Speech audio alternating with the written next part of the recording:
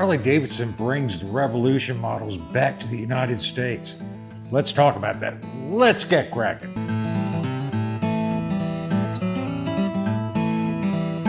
Good Moto morning. Welcome to another episode of Kraken's Garage. Today I have some exciting news and I'll share a few thoughts at the end. Very short, quick video, but Harley-Davidson is pulling the Revolution lineup of bikes out of Thailand that they just put there 2 years ago. I shot a video on that a while ago, and they're bringing it back to the United States. We'll talk about why that is probably happening. Reversing a decision that was criticized by labor unions and by some customers, Harley-Davidson will once again assemble motorcycles designed to be sold in North America in its U.S. factories, not abroad, the company announced today. Nearly 2 years ago, Harley-Davidson broke with tradition and, according to one of its unions, broke a commitment and shifted production of its North America-bound Revolution Max models, Pan America, Sportster S, and Nightster, to its manufacturing facility in Thailand. Prior to that move, while Harley-Davidson has long built motorcycles at factories in other countries, all motorcycles designed to be sold in the United States has been assembled in the United States. As part of the company's new Back to the Bricks strategic plan under the new CEO, Artie Starrs, that shift has been reversed. When I was in Australia visiting a couple years ago, I was flabbergasted. I had no idea, but Gary of KazoMoto told me that all Harley-Davidsons for Australia are built and shipped from Thailand. I had no idea about that. That hit me like a ton of bricks. So their production facilities are to serve the other side of the planet, and it literally is the other side of the planet. So I get that. Now, when I originally shot that video about how I egregiously did not agree with Harley-Davidson moving the U.S. facilities over to Thailand production, they did that because labor is cheaper. And they were in the rears after COVID on giving a pay increase to the unions in America. And as a result, they wind up signing off on a massive pay increase with the unions, only to turn right around within a couple of months and yank the production out of the U.S. and take it to Thailand.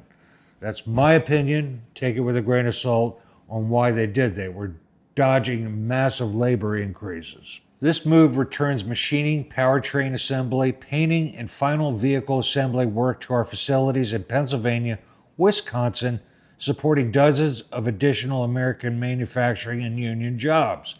The company said in a statement the change affects motorcycles that will be sold in North America. The company will still produce bikes in Thailand for Europe and other foreign countries. When Revolution production was shifted to Thailand 2 years ago, the company said it was a temporary move, but many, including the International Association of Machinists and Aerospace Workers, IAM, the union representing many Harley-Davidson employees, were skeptical that it would return to the States. The union said that move broke a commitment made by the company when it shut down its Kansas City factory in 2019. Motorcycles built for the U.S. market would be assembled in U.S. facilities. I have been saying this for over 40 years. Harley-Davidson is not your friend. They're there to take your money, and that includes the employees that work there.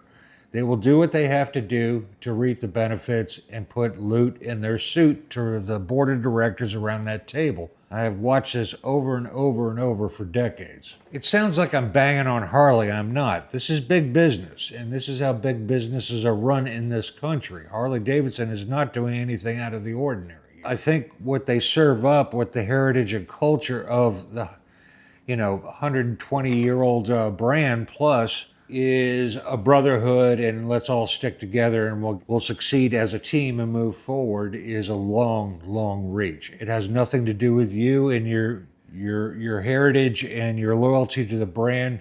Show me the money. The change comes at a time when not only is Harley-Davidson under new leadership and executing a new strategic plan, but also when its only major U.S. competitor, Indian, is under new ownership and leadership. After Polaris Industries closed on the sale of Indian earlier this year, Indian announced its own plan for the future, which leans heavily on the fact that its motorcycles are built in Iowa. More recently, Indian took a jab at Harley-Davidson on social media posts, pointing out that Harley-Davidson had some production to Thailand. The statement from Harley-Davidson, however, said the decision was months in the making, perhaps to head off a speculation that it was responding to Indian's criticism. I don't believe that for a second. If I were a betting man, I believe Harley-Davidson is moving the production and assembly back to the United States to avoid tariffs. When Trump took office, the tariffs got dropped heavy tariffs. So I don't believe this has any sense of patriotism or concern for the union workers' jobs. This is, again, a financial decision, what's best for the company. It was ill-advised that they should have moved it to Taiwan.